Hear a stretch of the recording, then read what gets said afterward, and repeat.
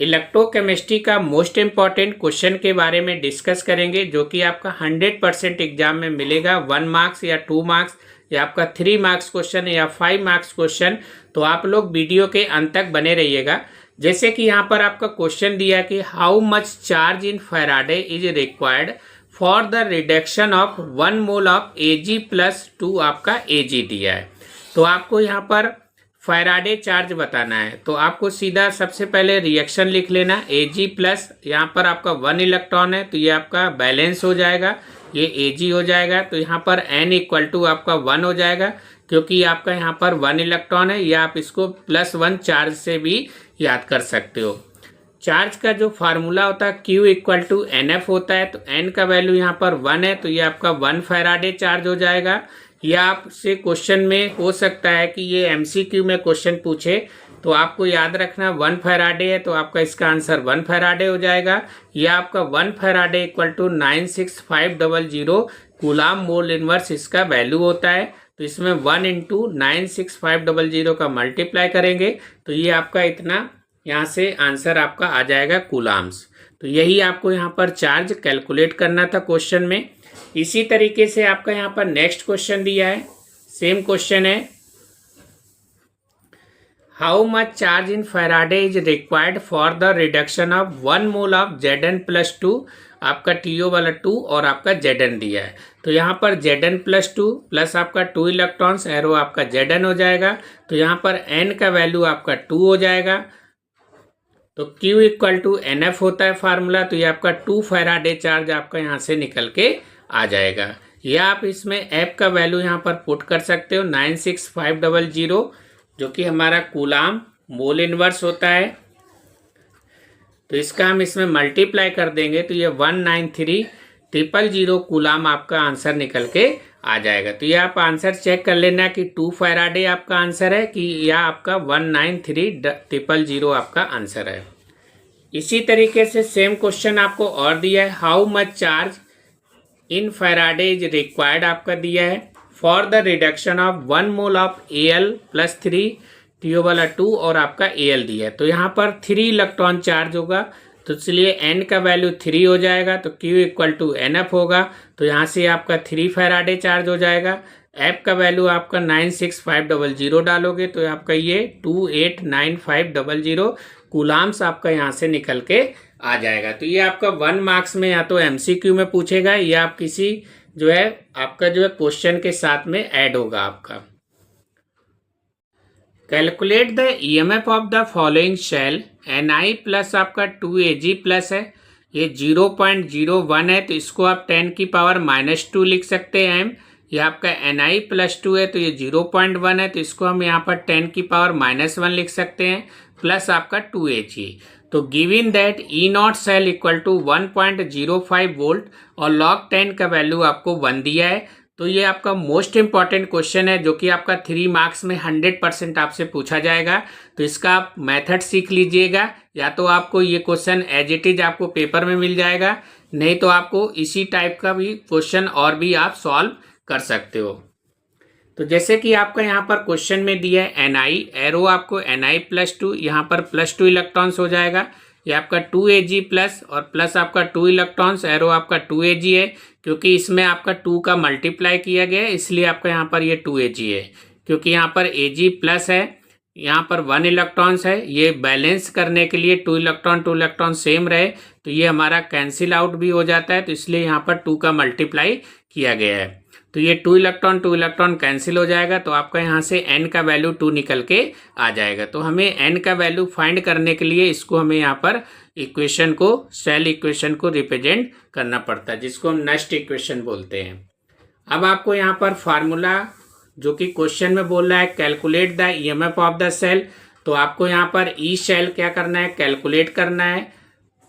और E0 cell का value आपको गिवन है क्वेश्चन में 1.05 वोल्ट और N का वैल्यू आपने 2 फाइंड कर लिया है। तो ये आपका जो है एज इट इज जो भी आपका इलेक्ट्रोकेमिस्ट्री ये कैलकुलेट द EMF सेल का फार्मूला जो है नस्ट इक्वेशन से रिलेटेड आपका क्वेश्चन आता है, तो आपको यही फार्मूला लगाना है क्वेश्चन में। तो इसको आप एज इट इज फार्मूला आप याद कर लीजिएगा। E cell equal to E not cell minus 0.059 upon n log product upon reactant. तो ये आपका प्रोडक्ट और रिएक्टेंट आपका यहाँ से चेंज हो सकता है अगर अदर क्वेश्चन आता है। तो हमारा यहाँ पर क्या है, प्रोडक्ट आपका Na+2 है, तो इसलिए हमने यहाँ पर Na+2 लिखा है। और यहाँ पर रिएक्टेंट क्या है, Ag+ है, तो इसलिए Ag+ लिखा है। इसके आगे 2 है, तो इसलिए आपका ये होल स्क्वायर हो जाएगा। अब आपका ई नॉट सेल का वैल्यू 1.05 दिया है, तो हमने यहाँ पर पुट कर दिया है। एन का वैल्यू 2 है, तो 2 पुट कर दिया है। लॉग यहाँ पर Na+2 का वैल्यू आपको क्वेश्चन में ऊपर गिवन है, 10 की पावर आपका -2 है ये आपका, और इधर आपका 10 की पावर -1 है। तो ये वैल्यू हम यहाँ पर क्या करेंगे, पुट करेंगे। तो 10 की पावर -1 Na+2 का वैल्यू और 10 की पावर -2 आपका Ag+ का वैल्यू है। तो ये आपका होल स्क्वायर है, तो ये 10 की पावर -4 होगा, ये 10 की पावर -1 होगा। तो इसको हम इंटरचेंज करेंगे, तो ये 10 की पावर -4 ऊपर जाएगा तो प्लस हो जाएगा, और एक आपका इससे कम हो जाएगा, तो 10 की पावर आपका 3 बचेगा।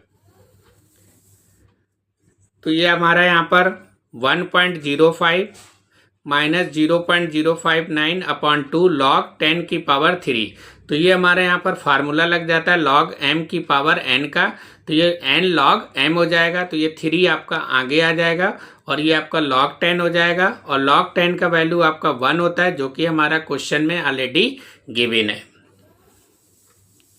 तो 1.0 आपका माइनस 0.059 अपॉन 2 इंटू 3। तो अगर हम इसको डिवाइड करते हैं तो आप डायरेक्ट याद कर सकते हो अदर क्वेश्चन के लिए कि 0.0295 इसका वैल्यू होता है, और इंटू 3 का मल्टीप्लाई कर देंगे तो ये 0.0885, इसको हम इससे सब्ट्रैक्ट कर देंगे तो यहाँ से 0.9615 वोल्ट, जो कि आपका यहाँ से ई सेल का वैल्यू निकल के आ जाएगा। तो यही आपको क्वेश्चन में कैलकुलेट करना था कि EMF of the value, E cell का value.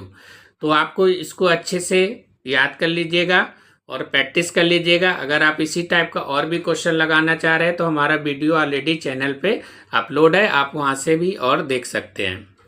The resistance of 0.01 m NaCl solution at 25 degree Celsius is 200 ohm. The cell constant of conductivity cell is unit, calculate the molar conductance. तो आपको यहाँ पर cell constant means आपका L/A equal two unit बोल रहा है, यानी कि उसका वैल्यू 1 दिया है। कैपिटल M आपका 0.01 आपका M दिया है, और R का वैल्यू आप रेजिस्टेंस 200 ओम आपको यहाँ पर गिवन है, और मोलर कंडक्टेंस मीन्स आपका λm equal to question mark. तो आपको ये फार्मूला याद रखना है, ये आपका 2 मार्क्स में क्वेश्चन पूछा जाएगा, जो कि मोस्ट इम्पॉर्टेंट है। जितने भी आपको इस क्वेश्चन में आपको जो वीडियो में बताए जा रहे हैं सारे क्वेश्चन आपके इम्पॉर्टेंट है, इसको आप अच्छे से प्रिपरेशन कर लीजिएगा। तो λm इक्वल टू आपका फार्मूला होता है 1/r इंटू L/A इंटू आपका 1000/M। तो r का वैल्यू यहाँ पर 200 पुट करेंगे, L/A का वैल्यू 1 हो जाएगा, कैपिटल M का वैल्यू 0.01 है, तो इसको हम यहाँ पर सॉल्व कर लेंगे। तो आपका यहाँ से 500 ScM² मोल इनवर्स, जो कि आपका λm का आपका वैल्यू निकल के आ जाएगा।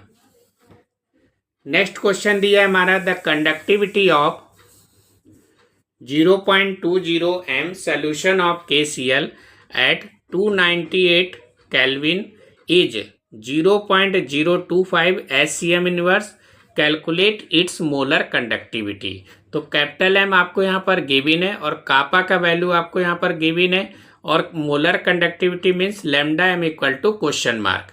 तो λm इक्वल टू हो जाएगा kappa into 1000 upon capital M। तो कापा का वैल्यू पुट करेंगे यहाँ पर, और इंटू आपका 1000, कैपिटल M का वैल्यू 0.20, तो इसको हम यहाँ पर ये पॉइंट हटाएंगे तो डिवाइड में 1000 आ जाएगा।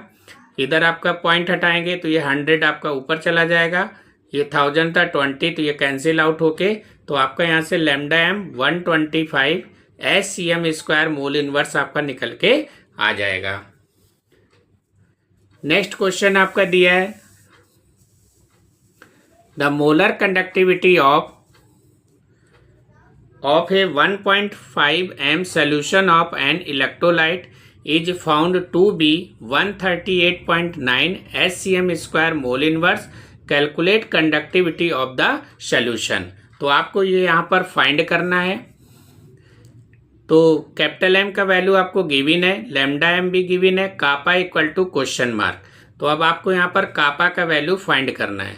तो lambda M equal to formula होता है kappa into 1000 upon capital M. तो लैम्डा एम का वैल्यू पुट करेंगे 138.9 equal to kappa into 1000 upon M का वैल्यू 1.5। तो कापा निकालेंगे तो इसका इसके साथ मल्टीप्लाई होगा और 1000 आपका डिवाइड में आ जाएगा। तो इन दोनों का मल्टीप्लाई करेंगे तो 208.35 आएगा और अपॉन में 1000 है तो इसको डिवाइड करेंगे तो यहाँ से 2.0835 इंटू 10 की power -1 SCM square mole inverse आ जाएगा। ये आप इसका 0.208 ऐसे करके भी आपका आंसर लिख सकते हो। The standard electrode potential E0 for a Daniell cell is. तो आपको यहाँ पर E0 सेल का वैल्यू गिवन है 1.10 volt. Calculate the delta G for the reaction. तो आपको डेल्टा जी मीन्स आपका गिब्स फ्री एनर्जी बोलते हैं। तो ये आपको यहाँ पर कैलकुलेट करना है। आपको यहाँ पर नेक्स्ट इक्वेशन गिवन है। तो सबसे पहले आपको यहाँ पर नेक्स्ट इक्वेशन रिप्रेजेंट करना पड़ेगा। Zn एरो Zn+2 प्लस आपका 2 इलेक्ट्रॉन्स, इधर आपका ये Cu+2 2 इलेक्ट्रॉन एरो आपका Cu, 2 इलेक्ट्रॉन कैंसिल हो जाएगा। तो ये आपका ओवरऑल रिएक्शन हो जाएगा जो कि आपका क्वेश्चन में ऑलरेडी गिवन है। या आप इसको डायरेक्ट भी n का वैल्यू 2 आप यहाँ पर पुट कर सकते हो।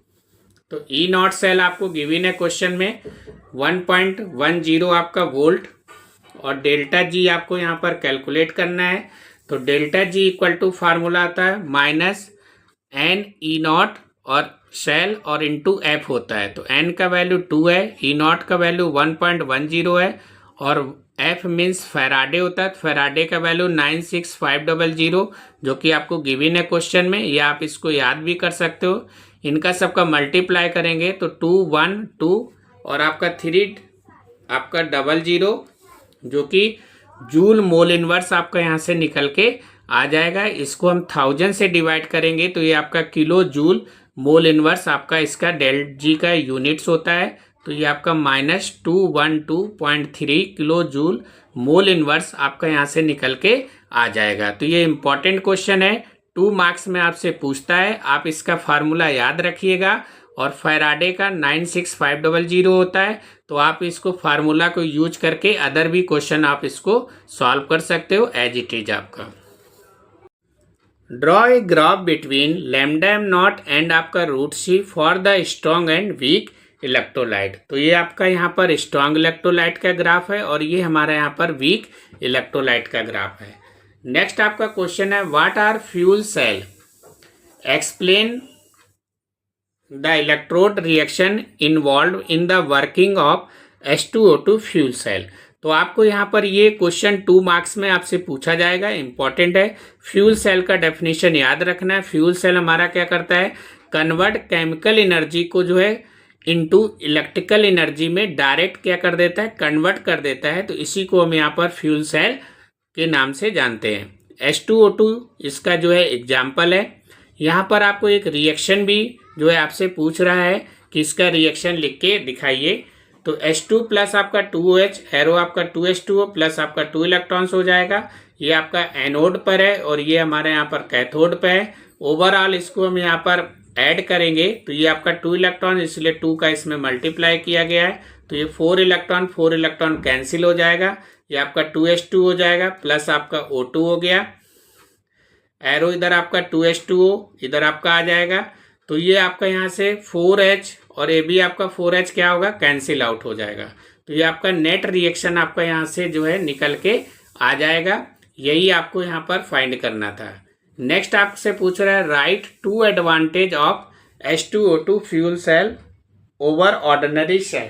तो या तो आपसे क्वेश्चन पूछेगा व्हाट इज फ्यूल सेल और writes 2 advantage of H2O2 fuel cell. तो आप इसमें से 2 एडवांटेज आप उसमें लिख सकते हो क्वेश्चन में। जैसे कि इसका फर्स्ट दिया है it's efficiency is high, it does not create pollution, H2O2 formed can be used by astronaut for drinking water जो कि रहता है। मोस्ट इम्पॉर्टेंट टॉपिक, ये आपको थ्योरी में 1 मार्क्स में या 2 मार्क्स में या आपसे 3 मार्क्स में क्वेश्चन आपसे पूछ सकता है। तो ये आपका इम्पॉर्टेंट थ्योरी है, आप इसको अच्छे से प्रिपरेशन कर लीजिएगा, आपको एग्जाम में मिल जाएगा। जैसे कि आपका यहाँ पर बात हो रहा है सेकेंडरी बैटरी, तो आपका बैटरी 2 टाइप्स का होता है, एक प्राइमरी बैटरी होता है और एक सेकेंडरी बैटरी होता है। प्राइमरी बैटरी आपका रिचार्जेबल नहीं होता है, यानी कि वो आपका ऑलरेडी जैसे सेल, आपका घड़ी का सेल होता है तो वो आपका रिचार्जेबल नहीं होता है, उसको आप यूज करोगे और फेंक दोगे। सेकेंडरी बैटरी का मतलब होता है इसको आप रिचार्जेबल, यानी कि बार बार आप इसको चार्ज कर सकते हो, जैसे आपका मोबाइल फोन का बैटरी होता है। तो सेकेंडरी बैटरी मतलब होता है those batteries which can be recharge are called secondary batteries. Lead storage battery होता है या आपका निकल कैडमियम का बैटरी होता है। आपका एग्जाम्पल में आप इसको लिख सकते हो, तो ये आपका 1 मार्क्स का आपसे डेफिनेशन पूछ सकता है। नेक्स्ट क्वेश्चन आपका दिया है कि जो कि 2 या 3 मार्क्स में आपका 100% मिलेगा, तो आप इसको एज इट इज ऐसा ही क्वेश्चन आप इसको प्रिपरेशन कर लीजिएगा और क्वेश्चन भी आपको ऐसा ही पूछेगा जैसा आपका यहाँ पर क्वेश्चन लिखा हुआ है कि state Kohlrausch law of independent migration of ion, Why does the conductivity of a solution decreases with dilution? तो आपका यहाँ पर बात हो रहा है कि it state the molar conductance of infinite dilution means आपका lambda m, जिसको हम limiting molar conductivity के नाम से जानते हैं, of electrolyte is equal to the sum of the contribution due to the cation as well as a anion। तो cation और एनायन का जो सम होता है उसी को यहाँ पर हम मोलर कंडक्टिविटी बोलते हैं, यही हमारा कोलरास लॉ है। इसका यूनिट्स आप याद रखिएगा, SCm² मोल इनवर्स होता है, जो कि आपका इंपॉर्टेंट है। ये आपका MCQ में भी आपका यूनिट्स दे सकता है। Conductivity of a solution decreased with dilution because number of ions per unit volume decrease हो जाएगा। तो ये आपका जो सेकेंड क्वेश्चन था, why does the conductivity of a solution decreased with dilution, तो उसका ये आपका यहाँ पर आंसर लिखा हुआ है। नेक्स्ट आपका क्वेश्चन है डिफाइन लिमिटिंग मोलर कंडक्टिविटी, ये भी हमारा मोस्ट इंपॉर्टेंट है, इसको भी आप अच्छे से पढ़ लीजिएगा। It is defined as the maximum molar conductance of an electrolyte when solution is infinite dilute that is concentration approach 0 when electrolyte solution is kept in cell having electrode unit distance apart of having large area of a cross section to hold enough electrolyte. तो ये आपका limiting molar conductivity का definition है, इसको preparation कर लीजिएगा। Next आपका दिया है name the type of cell was used in Apollo space program for providing electrical power, जिसको हम यहाँ पर H2O2 फ्यूल सेल के नाम से जानते हैं। यही आपका अपोलो स्पेस प्रोग्राम में जो है यूज होता है।